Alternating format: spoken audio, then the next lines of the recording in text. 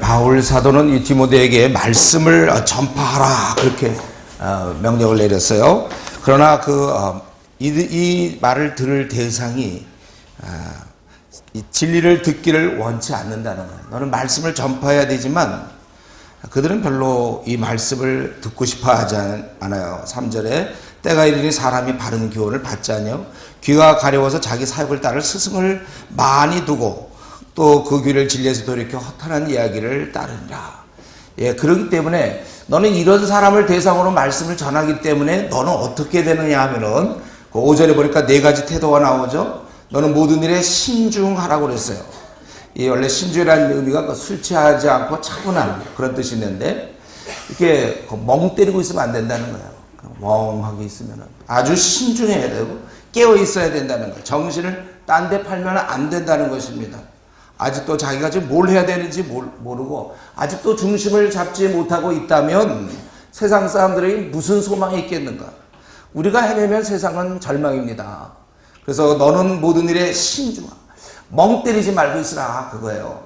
그리고 이 일이 쉽지 않기 때문에 고난을 받는 거예요. 그래서 우리가 좀 주님의 일 하다가 좀 힘들면 아이고 뭐 좀 쉬고 아니면 뭐 낙심하고 또 슬럼프다 막 이러는 게 아니고 지금 그들이 듣기 싫어하기 때문에 할 수 없이 우리는 고난을 받을 수밖에 없어요. 그러니까 우리가 하고 있는 일 앞으로 50년 더 일을 한다면 당연히 고난을 받는 거예요. 이것을 이상하게 생각하는 사람이 이상한 거예요. 그거는요. 우리는 고난을 그냥 받는 거예요. 이 길을 들어설 때 앞으로 뭐 담임 목사 되면 좀 낫거나 큰 교회 뭐 하면 낫거나 이게 아니고 자리를 차지해서 되는 게 아니라 우리에게는 계속해서 고난이 기다리고 있어요. 왜냐하면 세상이 이걸 받아들이지 않기 때문에. 그래서 너는 신중해야 되고 고난을 받으며 전도자의 일을 하며 그들이 듣기 싫어하기 때문에 나도 멈추고 싶어요. 나도 이제 심 빼기 싫어요. 나는 왜 항상 강요하는 것 같습니까? 그러니까 그냥 가만히 있으려고 그래요. 이럴 때 분투하라는 거예요. 전도자의 일을 하라. 좀 쉬운 일, 좀 편한 일, 그것이 아니고 전도자의 일, 영혼을 붙잡는 일, 그를 구원시키는 일, 잘하게 하는 이 전도자의 일을 하며 그리고 끝으로 4번째 내 직무를 다하라. 지속성이 중요해요. 한순간에 한 5년 정도 뭐 충성하는 거, 한 10년 정도 열심히 하는 거 누가 못하겠어요. 그것도 물론 어려운 사람이 있겠죠. 10년 하는 거. 한 2년 정도 하고 버티고 많은 사람도 있을지 모르겠어요. 그러나 우리가 보니까 이 지속성이 중요해요. 할 때 뭐 좀 하는 것 같다 보면 어느새 또 딴 짓 하고 있고 딴 거 하고 있고 흔들리고 오르락내리락 할 때 뭐 하면은 한 번 하면 끝까지 내 직무를 다하라 그랬습니다. 그러므로 우리 지금 상황이 어렵단 말이죠. 많은 사람들이 듣지 않으려고 그래요. 허탄한 얘기를 따르고 있어요. 이럴 때 우리는 상황이 어려울 때 여건이 좋지 않을 때 어떻게 해야 될 것이냐. 답은 뭡니까? 더욱 힘쓸 뿐이라는 거예요. 지금이 바로 그런 상황이 왔어요. 우리가 지금까지 나름대로 열심히 했죠. 이제 더 열심히 해야 돼요. 상황이 어려울 때 그럴 때 비로소 그 진가가 드러나는 거예요. 용맹스러운 자가 되는 거예요. 다들 포기하고 적당히 타협할 때 혼자 돌진하는 거예요. 우리 칼빈 선생님이 그런 얘기했어요. 사람들이 주의 가르침을 경멸할 때 우리 경건한 주의 사람들은 더욱 분투해야 된다. 더욱 열정적이어야 되고 더 성실해야 된다. 적당히 요즘 보면 어떤 경우에 보면요. 이제 큰 교회 이렇게 지원했다가 거기 떨어지면 그 다음에는 지원 안 한대요. 더 이상 지원 안 하고 그냥 뭐 시골 가서 농사 짓든지 뭐. 왜냐하면 너무 이 개척 생활이 힘들어서. 그런 얘기 제가 들었어요. 여러분 우리가 상황이 어려울 때 우리는 더 분투적이 된다. 지금까지 아주 많이 수고했고 난 너무 많이 수고했다고 자기 스스로 생각합니까? 되게 충성했습니까? 그렇다면 이제 더 하라는 거야. 더 열심히. 이렇게 디모데가 힘써야 될 또 다른 이유는 바로 바울 사도가 떠나기 때문에 전제와 같이 재물에 포도주나 기름 붓는 의식처럼 자신을 드리는 건데 자기가 부어졌다는 거예요. 바울은 이런 얘기를 할 자격이 있어요. 그의 삶 전체가 주님께 드렸기 때문에 자기는 이제 내가 부어졌습니다. 그리고 나의 떠날 시간이 이제 배가 꽉 묶여 있다가 인생의 그 70년 80년짜리에 묶여 있다가 그게 이제 풀어지는 거예요. 나는 떠날 시각이 가까웠도다. 그러면서 바울 사도가 자기 얘기를 하는데 우리에게 참 도움이 되죠. 바울은 어떻게 살았는가? 그의 과거를 회고하고 있습니다. 나는 선한 싸움을 싸웠다. 격투, 싸움으로 표현해요. 여러분, 우리가 이 주님의 일을 할 때 그냥 편안하고 뭐 안온하고, 우리 서양의 그리스도인들, 제가 영국에 있을 때 보면 우리 목사님들 보면 편안하고 휴가 뭐 한 달씩 갔다 오고 뭐 와서도 뭐 얘기하는지 모르고 아주 편안하게. 그게 아니라 싸움. 내 삶을 돌이켜 볼 때 싸움이구나, 이거 완전히. 싸움다. 주의 복음을 위해서 싸웠는가 봐요. 편안하게 어떻게 하면 좀 편안하고 쉬운 길 택할까? 미안한 얘기지만 그럼 교수하세요, 여러분들. 미안해 얘기하기. 그냥 보고 쉬워. 어떻게 보면 사람을 막 돌보고 영혼을 막 전투하고 이 한국교회랑 싸워야 되고, 천만의 이 불교 신자들을 어떻게 바꿔야 될지, 4천만이 넘는 이들을 어떻게 할까? 400만이 넘는 이 알코올 중독자를 어떻게 바꾸면 300만이 넘는 이 도박 중독자들은 어떻게 바꿔야 됩니까? 200만이 넘는 이단들과는 어떻게 싸워야 되나요? 이 지금 막 떨어져 나가는 청년들은 어떻게 하고, 청소년들은 어떻게 하고, 우리가 이럴 때 그냥 싸워야 돼. 이제 앞으로 여러분 남은 50년, 40년, 30년 싸우다가 끝나야지. 자리를 어느 정도 찾아, 이제 좀 교회가 안정되고, 이제 편하고, 다른 데 관심을 갖는 게 아니라 싸워. 누가 보더라도 진짜 싸우고 있구나, 저 사람. 우와, 싸움 잘한다. 야. 싸우는 사람들. 자기 삶을, 나는 선한 싸움을 싸웠고, 나의 달려갈 길을 막 열심히, 그냥 마라톤 그냥 뛰는, 열심히 마쳤다는 거예요. 믿음을 지켰다는 거예요. 하나님께 충성했다는 겁니다. 자기 삶을 과연 이렇게 표현할 수 있을까요? 지금 얼마큼 여러분들 살겠나요? 5년 했습니까? 10년 했습니까? 20년 했습니까? 그럴 때 내 현재 내 모습은 누가 보더라도 이건 싸우는 거예요. 정말 잠을 줄여가면서, 목 아파가면서, 자기의 재정을 써가면서, 에너지를 쓰면서 어떻게든지 한국교회를 바꾸려는 마음을 가지고, 우리 한국교회를 바꾸고, 이 중국의 10억을 바꾸고, 어떻게 좀 이거를 자기가 그렇게 표현할 수 있어야 돼. 정직하게 이 시간에 정말 치열하게 싸웠습니까? 그러면 감사해요. 앞으로 더 그렇게 싸우세요. 그러나 혹시 적당히 좀 이렇게 큰 교회나 이런 데 있어서 좀 이렇게 편안하게 있다. 예. 여러분 혹시 우리 좀 큰 대형 교회 다니는 분들 있나요? 우리 사역자들. 너무 오래 있지 마세요. 거기 있다 보면 전투력 다 떨어지고 야성 다 떨어지고 체제가 다 돼 있으니까 그 관리인으로 바뀔 수 있어요. 그러니까 혹시 그런 시스템 배우려면 한 1년이나 2년 있다 빨리 나오세요. 그거 자꾸 있으면 싸움이 안 돼. 거기는 오히려 싸우는 게 뭐냐면 사람들 많은데 이 사람들을 어떻게 잘라내고 이 사람들을 어떻게 하고 이런 거 어떻게 하든지 우리가 막 가서 헤매고 있는 수많은 그게 안 보여요. 대형 교회 있다 보면은 전 이전 우리 지금은 그렇지만 옛날 사랑의 교회 우리 동역자들 많이 있을 때 야, 왜 이렇게 오래 있냐, 너희들 빨리 좀 나와라. 거기서 가면 자꾸 오니까 사람들이 이름 듣고 막 오니까 오히려 그 관리하기 바쁘단 말이야. 영혼을 만나야죠. 그들을 돌봐야 되고. 어쨌든 우리 제가 조금 전에 얘기한 교수나 뭐 대형교회 예를 든 거예요. 너무 이거에 대해서 또 전 목사가 그럴 수 있다. 그걸 안 그런 사람도 많이 있죠. 교수 중에도 그냥 북타올라서 얘들을 안 바꿔놓으면 말이죠. 이거 얘들이 앞으로 목사 되면 어떡하나. 그래서 정말 열정적으로 하는 그런 교수, 그런 사람 되세요. 그런 사람도. 대형교회에서도 그냥 적당히가 아니라 나는 죽어요. 사람들 그냥 어떻게 돌보겠다. 그러면 하세요. 제가 우리 형제들한테 우리 아나톨레 우리 주로 동역자들은 개척을 많이 하잖아요. 개척을. 저도 개척을 물론 했지만 그럼 어떤 때는 저는 요즘 이제 그런 생각을 할 때가 있어요.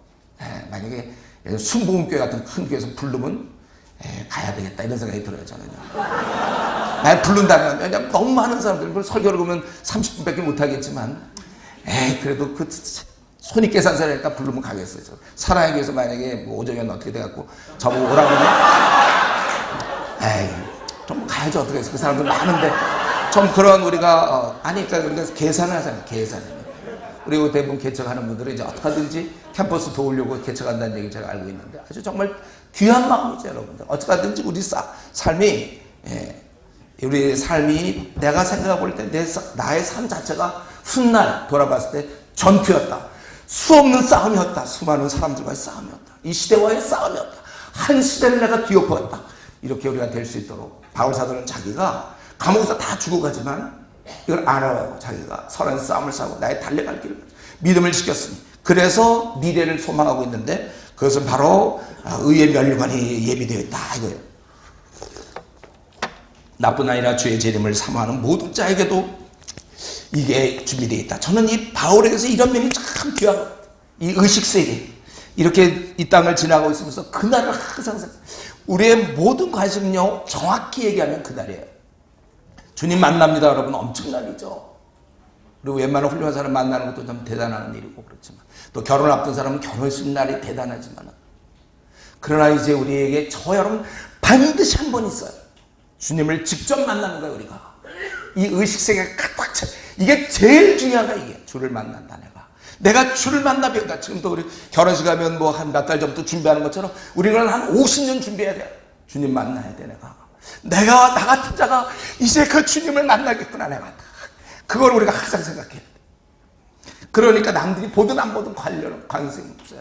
어떻게 내가 주님께 충성하다가 이제 50년 뒤에 혹은 40년 뒤에, 저는 이제 한 20년 뒤에 주를 뵐 겁니다. 제가. 아니면 주님 먼저 오실 수도 있죠. 이 의식세계를 꽉 갖고 있어요. 그래야 우리가 흔들리지 않죠. 돈 따위가 다 뭐가 필요하며 명예가 뭐가 필요합니까? 주님 앞에 내가 충성스레 살다가 주님 만날 때, 그때 그 장면, 주의 마당에 섰을 때, 아니 분명히 그날이 올 건데 이제 그걸 생각하는 거예요. 자기는 지금 감옥에서 죽어가면서 초라하고 감옥에 있을 때 무슨 인권이 보호되겠어, 뭐가 되겠습니까? 제대로 먹지도 못하고 뭐 대소변 문제도 불편하고 막 여름이면 에어컨도 없을 거고 그냥 힘든 그런 가운데서도 다 죽어가면서도 내가 이제 후로는 나를 위하여 예비하려고 예비되었으므로 주 곧 의로우신 재판장이 그날에 내게 주실 것이며 내게만 아니라 주의 나타나심을 사모하는 모든 자에게니라. 바울의 이런 의식세계, 이제 그날만큼 여러분 다른 건 다 포기해서 바울 사도는 그러나 주님 만나 배울 때 그때 칭찬 들어야 되는 거예요. 이 땅에서 우리가 영광 구해가지고 안 됩니다. 그날만큼은 주님 앞에서 인정받아야 돼. 그때 인정받는 게 진짜예요. 그때 칭찬 들어야 됩니다. 저는 제가 우리 교인들을 훈련시킬 때 바로 요거예요. 이들을 어떻게 내가 도와야 될 것인가. 그냥 무조건 돕는 거 아니에요. 저의 아직 기준은 명확해요. 우리 성도들을 대할 때. 이 사람이 주님 마당에 섰을 때 부끄럼 당하지 않게 하는 게 제일 중요해요. 내 말을 잘 듣거나 뭐 교회 일을 잘하거나 협조하거나 다 필요 없어. 그런 거. 중요한 건 이 사람, 저는 우리 성도를 한 명 한 명 봤을 때 이 사람이 주님 앞에 그때 섰을 때 칭찬 들을 수 있겠는가, 지금처럼 살면. 그래서 그게 아니라면 제가 막 얘기하는 거, 비록 강요라는 소리를 듣고 빡세다는 얘기를 들어도 할 수 없는 거야. 제가 우리 대학생들 왜 한 달 훈련시킨다고 그랬죠? 본인이 이렇게 해갖고는 애들이 안 되거든. 그럼 뭐 안 되는데 어떻게? 중요한 건 지금 뭐 우리 지금 중고등부 애들도 겨울에는 2주 해요. 예. 부모들 막 별로 안 좋아하지만 해야지. 근데 어떻게 애들 안 되는데. 중요한 건 주님 만났을 때 그러면 잘 지내고, 그래 뭐 2박 3일도 하고 우리 뭐 같이 하고 잘 지내고 뭐 교회 가서 해가고 공동체 아름답도다 뭐 그러고 바자회도 하면서 뭐 빈대떡도 붙이고 뭐 막 좋다 우리 교회 체육대회도 하고 뭐 여러 가지 뭐 좋게 다 지내고서 주님 만나 배울 때 너 뭐 했냐? 칭찬 듣지 못한다? 뭐 그건 내 책임이지 뭐. 나는 목자장에 나타난다 그래서 목자로서 이들 돌봐야 되는데. 여러분 여기에 우리가 여러분이 돕는 성도들은 여기에 맞춰야 돼요. 그날이 제일 중요한 거예요. 이 사람들이 그날 칭찬 들을 수 있겠는가 없겠는가라고, 없다면 어떻게 해야 칭찬을 들을 수 있겠는가. 여기에서는 이제 독불 장군이 돼야 되고 욕을 얻어먹고 뭐 해도 관계없어. 어쨌든 얘를 만드는 게 중요하니까. 바울 사도가 이제 이렇게 하고서 자기는 떠날 시간이 다 됐다. 이 바울은 자기 할 일을 다 했고 이제 그분의 상을 기다리고 있다. 정말 이런 확신 속에서 죽어가는 사람이 얼마나 될까요? 성도라 할지라도. 그리고 주위 사람들이 바울을 볼 때 저가 한순간에 주님을 만나 바뀌더니만 그 다음부터는 더 이상 돌아보지 않고 그 힘든 일도 마다하지 않고 전 세계를 돌아다니면서 감옥에도 가고 매도 맞고 굶주리고 헐벗고 수없는 어려움을 겪으면서도 한 일에 주님께 온전히 충성했구나. 확신 있는 사람이 멋있는 거예요. 옷 멋있게 입고 뭐 어제 보니까 그 잘생긴 형제 나와서 뭐 그러던 형제 있었잖아요. 그게 멋있는 게 아니고, 물론 그 잘생겨서 멋있는 게 아니고 사람이 이게 멋있는 거예요. 확신 있는 거. 내가 주께 받은 바를 내 몸을 다하여 남이 뭐라고 하든지 그냥 올곧게 충성하는 거. 이게 멋있는 거예요. 인정을 받든지 말든지. 한 가지 자기가 깨달은 것. 남이야 뭐라고 하든지 주님께 받은 사명.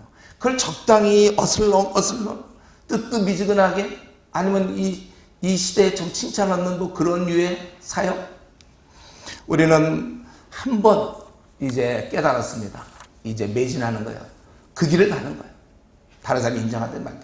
저는 이 확신 있는, 우리 동역자들이 이렇게 확신 있는 사람이 되면 좋겠어요. 주님 이거 기뻐하기 때문에 내가 이 길을 간다. 거지가 돼도 내가 이 길 가는 거다. 뜻을 정하여. 시대가 어떻게 가든지 간에.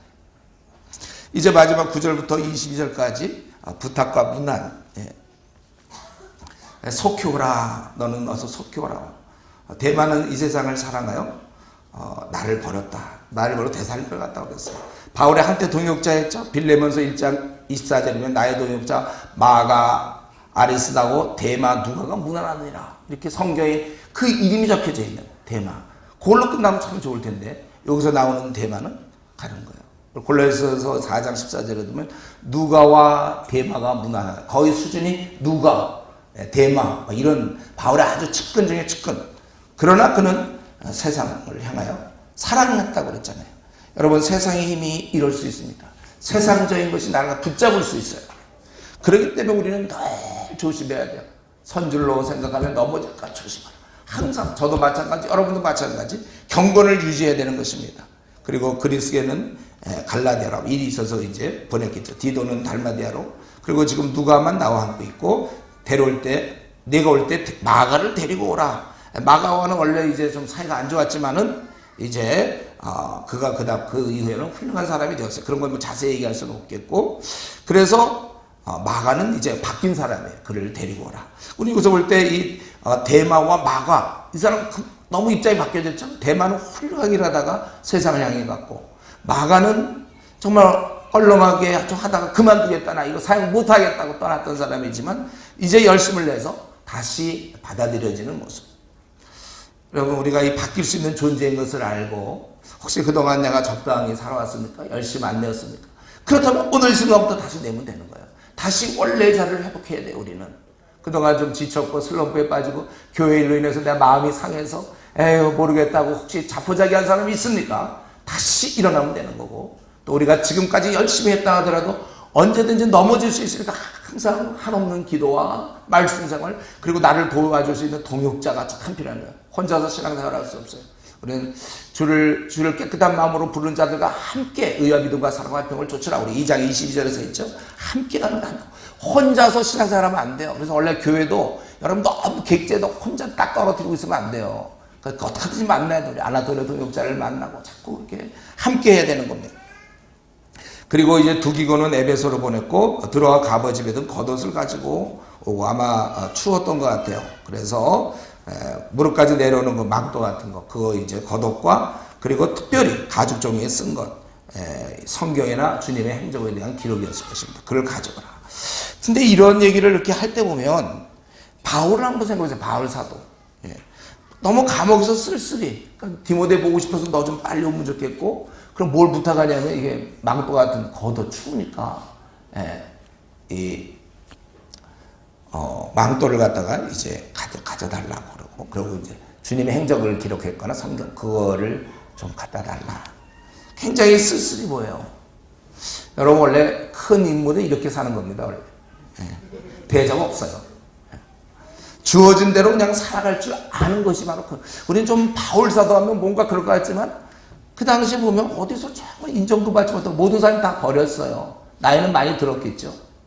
감옥에서 뭐 제대로 뭐 꾸몄겠습니까? 뭐 초라한 모습으로 생을 마치는 거예요. 이게 능력이죠. 주어진 대로 살아갈. 내 능력은 이렇게 되는데 지금 사람들이 날 갖다가 인정해 주냐 안 해주냐. 나는 원래 사실 큰 교회를 목회해야 될 사람인데 뭐 예를 들면 그냥 주어진 대로 주께서 주어진 대로 그게 능력이에요. 현실을 받아들여야 되는데 자꾸 꿈을 꾸는 사람들이 있어요. 있는 그대로. 우리가 중요한 것은 어떤 상황이든지 그 상황에서 주를 섬기는 것, 의지하는 것이 중요한 것입니다.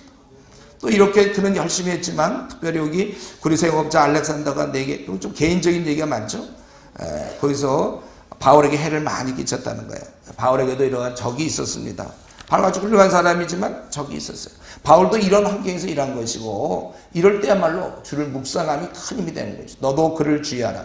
이것은 그를 비방하려는 게 아니에요. 알렉산더를 비방하려는 게 아니라 사실을 그대로 얘기해서 진리를 잘 수호하도록. 왜냐면 자주 떠나야 되니까. 그 사람은 안 된다. 그 얘기를 지금 하고 있는 것이죠.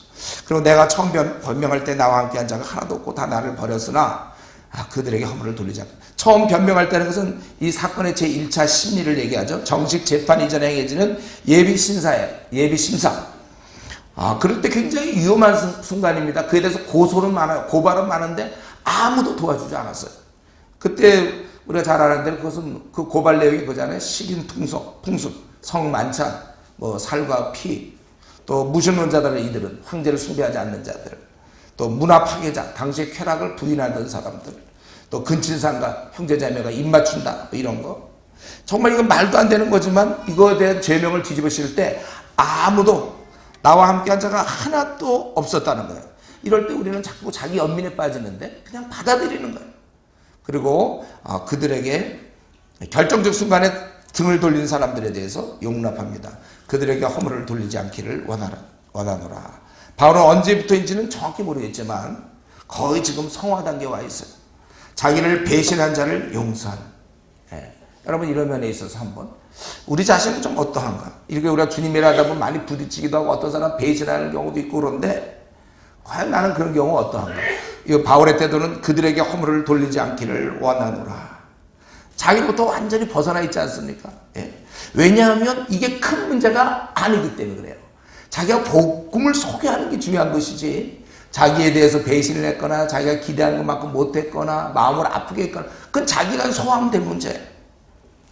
큰 일을 이루는 중에 자기와 부딪힌 자, 자기를 거역하는 자, 그거 자기 감정의 문제가 아니에요. 물론 섭섭할 수 있겠죠. 그거가 막 잠을 못 이루고 그게 아니고 자기가 지금 해야 될 일은 여러분이 할 일은 4천만 명이 넘는 이 한국, 이 어떻게 한국의 5만 교회 넘는 이 교회를 어떻게 바꿀까? 이것이 우리의 관심사지. 나를 배신한 사람에 대해 잠 못 이루고 어떻게 하면 복수하고 뭐 이런 게 아니라는 것이죠. 바울 사도가 그들에게 허물을 돌리지 않기를 원한다. 자기를 지금 도와줘야 되는데 두려움과 여러 가지 이유로 떠난 자들에 대해서 여러분 우리가 한 가지 하는 목표가 있습니다. 교회에서 뭐 사람들과 부딪히고 교사들이 힘들게 하고 여러 조건들 내 원대로 잘 안 될 수 있지만 그러나 여러분이 가진 목표가 있잖아요. 시대를 바꿔야 됩니다. 지금 이렇게 쇠퇴하는 한국교회를 이제 역전시켜야 돼. 우리가 역전을 시켜야 돼. 이를 우리가 해야죠. 그런 거 할 때 생기는 여러 문제에 대해서 우리가 좀 넘어가는 허물을 돌리지 않기를 원한다. 그러나 모든 사람이 버렸지만 대신 찾아온 분이 계시죠. 바로 주께서 17절에 바로 주님께서 내 곁에 서서 아마 이때 주님께서 나타나셨던 것 같아요. 나에게 힘을 주시면 나로 말미암아 선포된 말씀이 온전히 전파되어 모든 이방인이 듣게 하려 하심이니 내가 사자 입에서 건짐을 받았느니라. 원래 포기할 수밖에 없는 그 상황에서 끝까지 버텼다는 거예요. 주님이 있는 걸 보면 우리의 움직이고 우리가 누구를 만나고 또 우리가 어떤 사람에게 고통을 받는 모든 걸 다 알고 있는 거예요. 그러면 우리는 이제 가장 기본적인 질문 이런 거 다 아시면서 왜 고통을 그럼 주지 말지요? 이거는 누구나 다 갖고 있는 질문이에요. 우리는 이것을 성경을 통해서 배웠어요. 우리를 온전케 하기 위해서. 고난은 다 우리를 온전케 하는 거예요. 이게 하나님으로부터 주신 거기 때문에 우리는 귀한 거예요. 고난에는 뜻이 있는 것입니다. 왜 지금 그렇게 가난하게 살죠? 왜 이렇게 잘 안 풀립니까? 결혼 문제가 잘 안 풀리고 뭐 이런 여러 가지 문제가 왜 자꾸 안 풀리지요? 그래야 우리가 하나님을 더 의지하고 고난을 통해 우리가 연단이 되는 거잖아요. 그래야 다른 사람이 그런 고난을 받는 걸 이해할 수가 있는 거예요. 그렇지 않으면 우리가 뭐 재벌 2세가 돼서 촥촥촥 나가면 무슨 다른 사람을 섬길 수 있습니까? 고난을 많이 겪은 사람일수록 그 많은 사람을 도울 수 있는 거예요. 여러분들이 지금 받는 고난은 그거는 공짜가 없어요. 그 고난은 다른 사람을 위해서 쓸 수 있는 거예요. 제가 이전에 한번 예를 들었잖아요. 강도사시요. 우리 김인희 목사님 지금 안 계셔서 제가 얘기하겠는데 저는 강도사 시험에 어떻게 겨우 됐고 이분은 원래 공부를 잘했는데 떨어졌어요. 강도사 시험. 그러고서 이제 시간이 많이 지났어요. 그래서 어느 날 우리 이제 후배 강도사들 시험 본다고 이제 가서 격려차, 위문차에서 수박사하고 들어갔는데 가서 가만 보니까 저는 할 얘기가 없더라고요. 근데 이제 우리 김인희 목사님이 지금 없죠. 김인희 목사님이 나도 떨어졌어 이랬어요. 한번 나도 떨어졌으니까요. 막 이제 시험 떨어지면 어떡하나 했더니 전도사님들이 얼굴이 환한 거예요. 얼굴이 환. 이런 분도 떨어졌구나. 그럼 마음에 막 평강도 생기고 막 사람들 굉장히 좋아하는 거예요. 근데 저는 그렇게 별로 위로할 게 없더라고요. 여러분이 고난을 겪어봤어야 자기가 예를 들면 뭐 자기가 어려움 많이 겪어봐서 나도 이랬다. 예를 들면 자기가 한 뭐 50살에 만약에 뭐 시집을 갔다든가 이러면 그러면 나중에 뭐 한 뭐 45살 된 사람한테도 아직 나도 50살에 갔다 뭐 이런 식으로 위로가 되는 거지. 23살에 간 사람이 괜찮아요. 뭐 언니 괜찮아요. 주실 거예요. 이러면 무슨 위로가 됩니까? 여러분이 많이 고생도 하고 그래 나도 전세 다니고 나도 월세 빠이가서 돈 못 내서 쩔쩔 내고 뭐 힘들어 이래야 위로가 되는 거예요. 어쨌든 고난은 나를 하나님께 나를 갖다 단련시키는 거예요. 이거 참 귀한 것이죠. 지금 내가 하고 있는 거 다 알고 있어요. 내 형편 다 알고 있습니다. 나의 처지와 형편 상황 모든 걸 다 알고 있어요. 우리 주께서.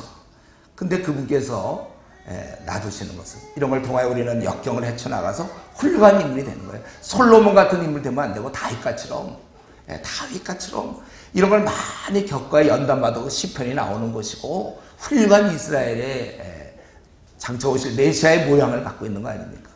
그가 이런 고난을 받아야지. 사울같이럼 되면 무슨 유익이 있습니까? 그러니까 자꾸 우리가 고난에 대해서 여러분 우리 이때 하나님 주님이 다 하시면 그냥 내보내시거나 그러시지. 그런데 관심이 없는 거예요. 이제 사자 입에서 건지시고 또 18절에 보면 영원한 천국에 들어가는 걸로 이 땅에서 자꾸 뭐 이제 이 정도 이랬으니까 최종 어떤 다시 여기서 석방돼서 뭐 또 했다가 또 감옥에 또 들어가고 또 너 석방됐다 이게 아니고 이제 영원한 나라에 들어가는 것입니다. 그리고 19절부터 마지막 22절까지 문안. 그래서 보면 브리스가와 아굴라, 이 브리스길라 아굴라. 우리 이걸 볼 때마다 항상 느끼는 건 뭡니까? 부부가 함께 동역하면 좋겠다. 불신자와 결혼하면 이런 면이 너무 아쉬운 거예요. 물론 불신자 결혼하면 안 되죠. 고린도서 7장 39절 주 안에서만 하라. 물론 불신자와 결혼하면 안 되지만은 이게 없는 거야. 불신자와 결혼하면. 그리고 오네시모로 디모데의 거주지였는지 모르겠는데 문안하고 에라스도는 고린도의 재무장관이죠. 그럼 고린도에 머물러 있고 드로비모는 병들어서 밀레드에 두었노니 우리가 이런 거 생각할 때 참 우리가 조금 정리가 안 될 수 있어요. 드로비모가 바울과 유럽 선교했던 그 에베소 교인입니다. 후에 드로아에 돌아와서 바울과 함께 예루살렘을 가려고 기다리던 사람, 사도행전 21장 1절에 보면 그런 사람이에요. 그런데 그런 사람 함께 지금 막 선교를 위해서 움직여야 되는데 그가 병들었단 말이에요. 그래서 밀레드에 두었다는 거예요. 저는 이 구절을 볼 때마다 아니 이 선교라는 중차돼 있으면 좀 병이 들어도 끌고 가야 되는 거 아니야. 이게 믿음인 거라 우리가 생각이 쉽잖아요. 그런데 병들었기 때문에 밀레드에 두었다. 어떤 때는 정말 힘들어도 상황에서 끌고 가야 될 때가 있고 어떤 때는 두어야 될 때가 있어요. 이걸 어떻게 구분합니까? 답은 여러분들의 분별력이에요. 이거는 그때마다 답이 있는 게 아니에요. 어떤 경우는 그 사람을 선교 지금 중차되는데 아파도 그냥 끌고 가야 될 때가 있고 어떤 때는 놔둬야 될 때 있어요. 우리는 자꾸 이게 끌고 가야 그게 믿음인 것처럼 생각해요. 그게 아니라 그때는 그 광신일 수 있어요. 믿음과 광신은 종이 한 장 차이거든요. 어떤 사람은 교회 건축을 해야 돼요. 진짜 믿음으로. 어떤 사람은 하면 안 돼요. 근데 그냥 믿음으로 막 교회를 건축한다든가 그건 잘못된 거란 말이죠. 그러니까 요거를 어떻게 구분하는가 답은 없고 평소에 여러분들의 이런 분별력 히브리서 5장 14절에 장성한 자는 지각을 사용함으로 연단을 받아 선악을 분간하는 자니라. 우리 앞에 앞으로 수백 가지 수천 가지 많은 문제가 있을 때 그때마다 분간을 해야 돼. 우리가 영적으로 성숙해야 된단 말이죠. 그때 너 결박이 있으니 예루살렘에 가면 안 된다고 다 얘기할 때도 바울 사도는 들어가야 된다고 그랬어요. 아무리 무슨 예언이 뭐가 있다 하더라도 그거를 갖다가 붙잡고 보는 그 시각이 더 귀한 거예요. 바울 사도는 그래 내가 묶이고 그랬다. 예루살렘은 결박 당한다. 알아. 근데 그게 왜 꼭 가지 말라는 사인이냐? 오히려 그들보다 더 높은 단계에 올라가 있어요. 분별력. 히브리서 5장 14절에 이것은 평소에 PBS가 좌우하는 겁니다. 여러분들 성경을 많이 한없이 보면 주님의 생각에 많이 이렇게 우리가 이해력이 더 생겨서 이럴 땐 이렇게 해야 되겠구나. 이 PBS. 그래서 우리가 PBS를 전부 더 여러분 꼭 하라 말라 이런 얘기 하고 싶지 않아요. 다만 지금 말씀드리는 거예요. PBS를 꾸준히 하면 이런 분별력이 생긴다. 참고로 알아두세요. 그냥 마음대로 하세요. 너는 겨울 전에 어서 오라. 지금 이제 왜냐하면 겨울이 되면 항해가 중단되는 경우가 있고 아니면 좀 처형이 아주 급박한 상태이기 때문에 죽을지 모르니까 한번 보고 죽으려고 그래 해야 될 일이 많으니까. 그리고 으블로, 그건 헬라 이름이고 부대, 이 전설상에 보면 베드로에 의해서 개종된 로마 원로원 의원이라고 그래요. 부대 리노, 그것도 바울 사회의 로마의 주교였다, 이런 전설적인 거예요. 또 글라우디아, 리노의 어머니인 듯 하는데 하여튼 이런 모든 형제가 문안한다는 거예요. 바울 주위에 성도들이 서로 문안하고 있어요. 여러분 바울을 가만히 보면요, 지금 감옥에 들어가서 물론 외롭긴 하지만 그는 항상 공동체로 움직였어요. 혼자 움직이지 않았습니다. 항상 같이 했어요. 그리고 이제 나는 주께서 내 심령에 함께 계시기를 바라노니 은혜가 함께 있을지어다, 이거 하고 그는 이제 생을 마치게 되었습니다. 바울이 이렇게 살아갈 수 있었던 것이 바로 하나님의 은혜였어요. 다메섹에서 회심도 은혜였고 사도로서의 그 숱한 어려움 가운데서도 그런 삶, 주를 바라보며 견딜 수 있는 것, 그리고 지금 최후 순간에 승리의 고백을 할 수 있는 것, 이 모든 것이 하나님의 말할 수 없는 은혜였습니다. 그래서 바울은 처음서부터 그 1장 2절에 보면 디모데에게 은혜를 빌어주고 있고, 또 2장 1절에 보면 네가 은혜 속에서 강하라고 그러고, 지금도 떠나면서 마지막 하고 싶은 얘기가 네가 떠난 후에도 은혜가 있으면 은혜가 있기를 그가 바라고 있는 것입니다. 여러분, 우리의 삶은 사실 한마디로 얘기한다면 은혜만 있으면 돼요. 은혜가 있으면 돼요. 근데 이 끈과 통로를 놓쳐서는 절대 안 되는 것이죠. 우리의 강함과 약함은 중요한 것이 아니에요. 오히려 자신이 약하고 부족하고 형편없다고 진짜 느껴야, 그래야 우리가 하나님을 바라보고 은혜 기도하게 되는 거예요. 여러분, 뭐가 잘 풀리고 성공적인 것, 이때가 위험한 것이죠. 그럼 잘 매달리지 않게 돼요. 잘 안 풀리고 답답하고 낙심되고 힘든 상황에서 주여 나를 도와주십시오. 그래서 우리가 이 은혜가 필요한 거예요. 이럴 때 하나님을 의지해서 사람들이 왜 보면 대학 들어갈 때, 좀 직장 들어갈 때, 남자들은 군대 갈 때, 또 뭐 누나다 뭐 직장 들어갈 때, 자매들은 뭐 시집 갈 때, 또는 결혼하고 난 다음에 아기 낳는 문제, 또 아기 키울 때 뭐 이런 것들이 계속 있어줘야 그때 우리가 더 하나님을 의지하게 돼요. 만약에 내가 그냥 금방 취직 잘 되고, 우리 일반 성도들 보면요, 그럼 기도합니까? 그냥 금방 취직 잘 되고, 금방 결혼 잘 되고, 금방 아기 잘 나고, 아기가 금방 영재 기운이 있고, 아기가 금방 크고, 뭘 기도하겠어요, 그럼요. 물론 그래도 의지적으로 하겠지만 좀 그때 의지가 발동돼야 되는 거고, 만약에 안 되면 의지가 뭐고 상황이니까 주여 장가가게 해주십시오. 주님, 주여 저 자매를 주시옵소서. 기도하게 되는 거예요. 시집가게 해주십시오. 올해도 또 벌써 가을 바람 불려고 옵니다. 주여 도와주십시오. 아니, 결혼한 사람 가을이 되든 말든 뭐 문제가 없잖아요. 낙엽이 떨어집니다. 주님 도와주십시오. 은혜가, 이걸 잘 사용하세요. 하나님이 날 이게 더 좋은 거거든요. 결혼보다 취직보다 앞날 잘 된 것보다 주님께 매달린 인간이 할 수 있는 최고의 모습이에요. 그래 막 개척을 했는데 안 되니까 주님 도와주십시오. 저도 지난날, 지금도 그렇지만 허구한 날 그냥 교회 재정 없어서 주인이 나가라고 할지 모르니 주님 나를 도와주십시오. 허구한 날 중국 선교를 보낼 때 돈이 없어요. 그래서 비행기표 값은 샀는데 여행사에서 돈 내라고 그러는데 주여 교회가 돈을 내야 되는데 주님 도와주십시오. 그렇게 기도하면서 지나왔어요. 그래서 정말 돈이 없어서 오늘까지 내야 되는데 주님 돈이 없는데 돈을 주십시오. 중국에 보낸 우리가 교회인데 그래도 세상의 여행사인데 돈을 줘야 되는데 약속을 지켜야 되는데 주님 도와주십시오. 그 통장을 보니까 무명으로 1,000만 원이 들어와 있어요. 그래서 그거 갖다 주고, 그리고 이제 애들 떠나야 되는데 근데 100몇 명이 이제 중국에 들어가는데 28개 지역으로 들어가. 얘들이 근데 잠을 자야 되고 또 먹어야 되는데 돈이 없어요. 애들 물론 일주일 동안 굶어도 되죠. 사람이 죽진 않아요. 더운 날 더우니까 뭐 노숙할 수도 있어요. 그러나 우리가 그들 보내면서, 물론 애들은 돈 내는 사람도 있지만 돈을 못 내서 뭐 갔다 와서 드릴게요. 뭐 이런 사람이 한 5-6명 되면 벌써 돈이 모자라. 얘들을 그러면 또 돈을 주십시오. 기도할 수밖에 없는 거예요. 하나님 돈을 주십시오. 애들을 가서 선교로 보내는데 이거 정말 주여 먹을 것이 없고 잠을 노숙, 주여 도와주십시오. 주여 주십시오. 그렇게 기도한 은혜를 주십시오. 그래서 통장 보니까 무명으로 또 1,000만 원이 들어왔어요.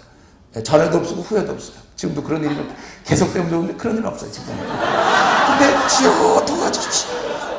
제가 군대 가서도 제가 군인으로서 내가 그때 경북의대 학생들 돌보게끔 얘기는 됐는데 군인이 나갈 수가 있나? 주여 나를 도와주십시오. 참말신이 없다고 말이 이제 나오죠. 주여 나를 도와주십시오. 그냥 기도, 의뢰를, 기도 만약에 다 됐으면 기도 안 할 텐데, 안 되니까 기도하고, 위에서는 날 안 내보내주고, 군인이 밖에 나갈 수가 없고, 주여 패스가 풀려서 나가게 해주십시오. 그래서 어떻게 외출했다가 또 내 막사까지 한 15분 정도 걸려요. 거기 들어가면 이제 거기 길에 아무도 없어요. 거기 풀밭 쫙인데, 하늘 보면서 하나님 나를 내보내 주십시오. 위에서는 나를 안 내보내주고, 나는 매일 나가야 되는데, 이들 학생을 돌봐야 되는데, 주여 나를 내보내 주십시오. 울면서 기다려. 그래서 내가 3월 이후에 내가 이제 개강하면 그때 하나님 나를 전능하신 능력으로 나를 내보낼 걸 믿고, 그래서 내가 그때 애들 모임하고 다시 부대 돌아올 때 이 길을 걸을 때 내가 주를 찬양하게 해주십시오. 주여 나를 내보내 주십시오. 그래서 나갔어요 제가. 그래서 경북의대 학생들 그때 제가 카투사로 있으면서 대구에서 이렇게 도왔어요. 막 우리는 이 은혜가 있는 게 얼마나 지금 당장 하나님 마음만 원하시면 오늘이라도 나를 할 수 있어요. 근데 그렇게 하실 수 있는 분이 안 하는 것은 더 중요한 나를 만들고 싶어. 나는 뭔가 이걸 하기를 원하지만 하나님 말씀은 나에 있다고요. 그냥 여러분들 무슨 문제 있으니까 기도하세요. 주여 나를 도와주십시오. 기도하세요 여러분. 한없이 기도하고 또 될 때까지 기도하고, 그래 우리 간증거리가 생기죠. 아무 어려움도 없는데 그래서 기도도 안 하고 그래서 그냥 지내다가 죽었다. 그게 뭐야? 제가 분명히 했죠. 우리 앞에 고난이 수없이 있으니까 잘 됐어. 그러니까 목회자들이 신앙이 좋을 수밖에 없는 게 계속 고난의 길을 가야 되니까. 주여 도와주십시오. 은혜가 있기 때문에 괜찮아요. 저희 교회 이름도 주은혜 교회잖아요. 주은혜, 은혜. 제가 앞으로 전투할 생각을 하니까 주의 은혜가 필요해요. 가만히 있고 우리끼리 성도 간에 교제하고 뭐 또 빈대도 붙이고 뭐 같이 놀고 그러면 뭐 그중 빈대도 붙이는데 그 타지 않도록 뭐 은혜가 필요합니까? 뭐가?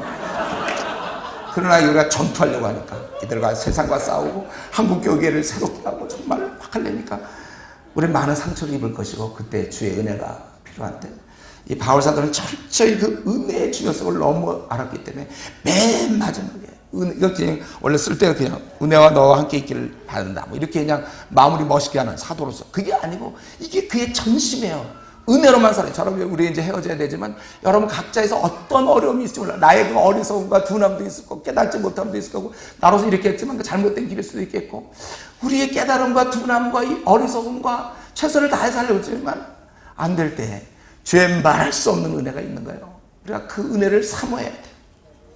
어쨌든 이제 말씀 마치겠는데, 바울은 이 편지를 쓰고 세상을 떠났습니다. 복음을 전하다가 많은 자에게 미움을 받았고 박해를 받았고 배척도 받았습니다. 그래도 그에게는 중단 없이 복음을 전했고, 그래서 천하를 소동케 하는 자라는 말을 듣기도 했습니다. 주를 대항하는 세상에서 주를 위하다 보니, 하늘의 임금 그 주를 위해서 일하다 보니까 그가 다니는 곳마다 떠들썩했고 핍박도 많았고 말도 많았습니다. 이런 와중에서도 그는 주를 섬기며 흔들리지 않고 확신 가운데 뚜렷한 자국을 남기고 떠난 것입니다. 여러분, 우리 이제 이 말씀을 마치고 이제 우리가 헤어지는데, 이 선배 바울, 이런 선배 바울을 우리가 한번 기억해 봅시다. 한 번밖에 없는 삶, 우리도 분명히 살아야 되겠구나. 내가 쉬운 대로 가는 게 아니라 어려운 일을 할 것이며, 그래서 어떻게 하든지 많은 사람을 건져내고 많은 사람을 돕고, 어쨌든 내가 뭘 하든지 간에 나를 통해서 주의 역사가 나타나고 어린 자들이 일어날 수 있고 일꾼이 되고, 또 다른 사람이 일꾼이 되고 복음은 전파되고 세워주고, 그러기 위해서 우리가 힘써야 되는 것입니다. 뚜렷한 자국을 여러분 남기세요. 그냥 사는 것을 두려워서, 제가 대학 시절에 그냥 살다가 죽을까 봐 두려워했는데 이걸 두려워야 돼요.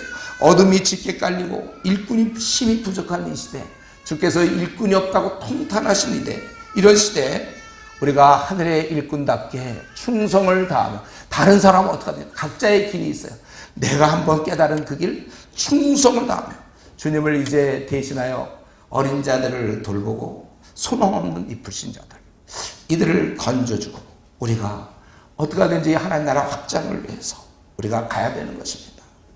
이제 바울 사도는 자기가 하던 일을 디모데에게 때를 얻든지 못 얻든지 말씀을 전파하라.